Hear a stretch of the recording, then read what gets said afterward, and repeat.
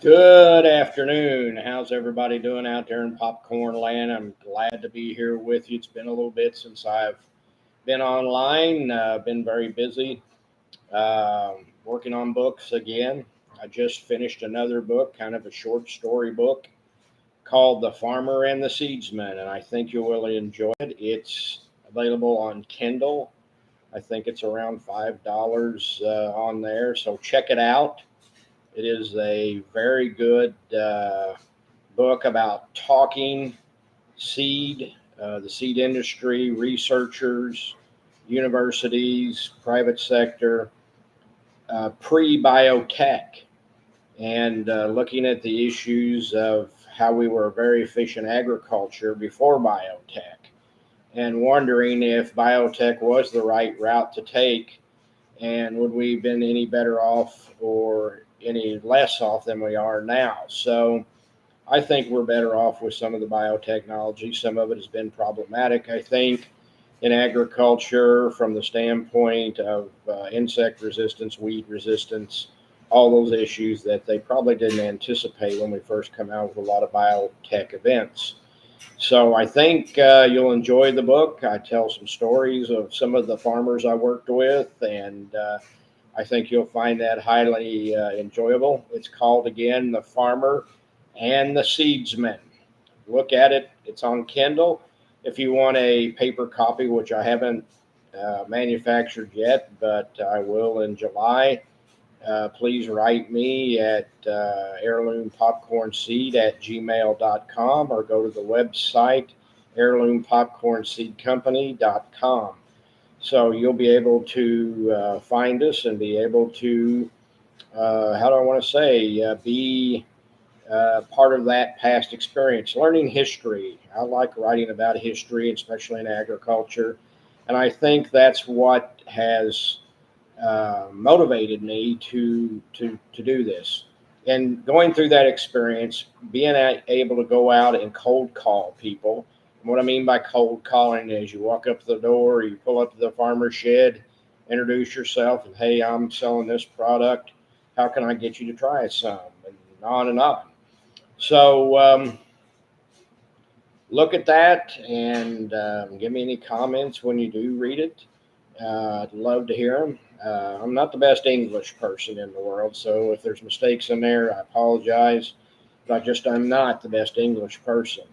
My editor catches some of them, but you can't catch all of them, I guess, at times. Again, The Farmer and the Seedsman. I'd also like to talk about some books that I've already written. Popcorn A Journey, which was a 7-year study on heirloom popcorn seeds, a very enjoyable book talking about all the different types of popcorn. If you're a gardener, you need to buy this book because it is wonderful, and you can get it on Kindle, or you can write me at heirloompopcornseedcompany.com, or you can, like I said, get it on Kindle. I've wrote other books in relation to. I wrote a book about the 2016 introduction of industrial hemp and working with it, called Hemp and Its Struggles. You can find it on Kindle also. I also have several children's books related to popcorn. Sometimes it's hard for me to remember. I'm Poppy My Popcorn, A Popcorn Christmas, A Popcorn Halloween, Youth Popcorn Day, and Planning My Popcorn. So I have several children's books. Getting kids interested in agriculture. That's what I want to do. Getting these young kids understanding agriculture, where things come from. I wrote some other books. I wrote called The Small Town. It's really basically talking about the rise and decline of a community and how to fix that community. It's kind of a community and economic development book, but also kind of a how would Truman Capote call it, real life action novel. But it's kind of a true story, but it's kind of, I put kind of a novel issue to it.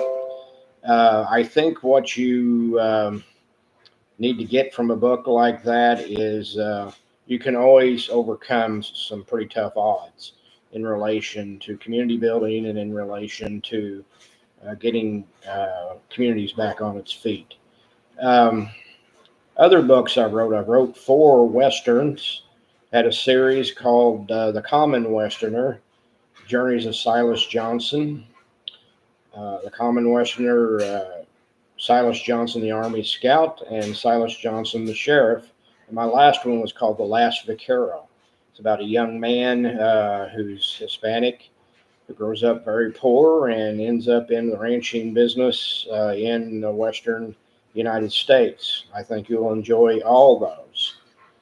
Um, I've also done one on customer service, which after COVID, I got really frustrated about customer service. So I put together a book on customer service, talking about issues that have drove me crazy, from electronic phone, go through the dials and do that to get an answer, to people not understanding your questions and being able to answer you, to self checkouts, which I'm a big negative about, and many other things, and people and companies that brag on how good their customer service is. In one way, it may be, or in one aspect, and another, it isn't. And let's get the truth out here. Let's move it forward. Because I believe customer service still is a large part of people buying, and it is a large part, I guarantee you, on me buying. So let's look at that. And there's a book available also on Kindle. I have several books available on Kindle, and you can get every one of them if you write me at heirloompopcornseed@gmail.com, or go to my website at heirloompopcornseedcompany.com. Okay, we've been talking a little bit about agriculture. I've been kind of doing a little bit of a history. It is amazing what we've done in that 100 years. I've talked about this a little bit before, going from horse-drawn plows and staring at the back end of a mule, to highly digital, intelligent machinery that can tell you pretty much exact yield. You got a computer right there in your tractor or combine. It records all the data you have that you require. It can do precision agriculture. The tractors, the sprayers, all can do that now.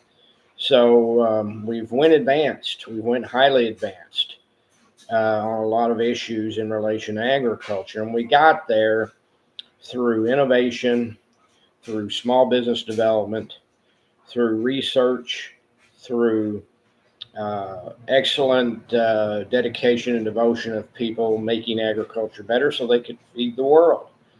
And that wasn't necessarily in seed, it was in all aspects of agriculture, whether it be seed, equipment, uh, research on disease, insects, and many other issues, yield, emergence, doing research in elements of improving cow herds, excuse me, and or improving genetics in cattle and animals so we could eat more, getting the fat back off of the hogs and making them leaner and meaner and healthier for people today.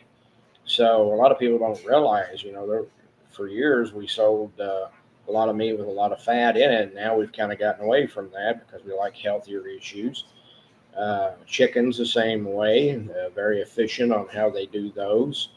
So one thing I haven't liked in agriculture is the consolidation. The chicken industry is pretty much consolidated. Pork is. The cattle industry is not. It's done very well not being consolidated. It's still one of the most independent issues related to agriculture. Seed industry, I've told you more than once, is down to about 4 companies doing all the row crop ag in the United States, which really, really worrisome to me. And I think it should be you as the public out here very worrisome that element of competition is not out here. That element of controlling agricultural information is very limited, and we need to have a restart. Whether, co-ops, you used to have with the small co-ops. Now they're huge and large and they're buying up. And I think we need to start all over again on co-ops to some extent because they've gotten too large and they've gotten out of hand in relation to pricing and not being mainly farmer focused, but mainly profit focused for the co-op and not the farmer. And that's something that needs to be looked at and worked through. I think some of our ag policies we've had in the last few years have not been brilliant. I do agree with one policy that we needed to have some sort in the meat industries, more processing being set up. I think that was a good creating competition in that field. We need to do that in the seed field. We need to do that in many other fields out here because we're getting too consolidated. And I just don't think, in the spirit of America, in relation to competition, that's a good thing, and it doesn't give farmers that choice. We need to reinvest in land grants heavy and get them out there to be a bigger message and extension services also, which are part of the land grants. I'm sorry, and make sure their message is getting out there from a non-biased standpoint, and not through corporate dollars and not through these other issues that they've kind of faded into. We need to work to create that spirit of competition. Farmers are competing for land prices. Another thing I believe wholeheartedly we need to work on is how do we get these younger people farming? If you're not already in a family farm, if you're not already in a farm that grandpa and dad's done, to go out here and get into the farming business is almost impossible from the standpoint of economics. Buying land, going out and buying a 7, 8, 9, 10, 12 or higher thousand per acre farm is just out of reach. We need to work to figure out different ways of how we can get younger people back in, whether they are on the farm or not on the farm, but have a strong interest in doing farming, so we can have that next generation to feed the world. I'm very concerned about this, and the government has, and other entities, banks have not really worked hard on this. Agriculture is a risky business, and it's a lot of risk. It's got probably more risk than any type of gambling does, from that standpoint, because gambling, you don't have to put up with the weather, you don't have to put up with disease and insects. Farmers do.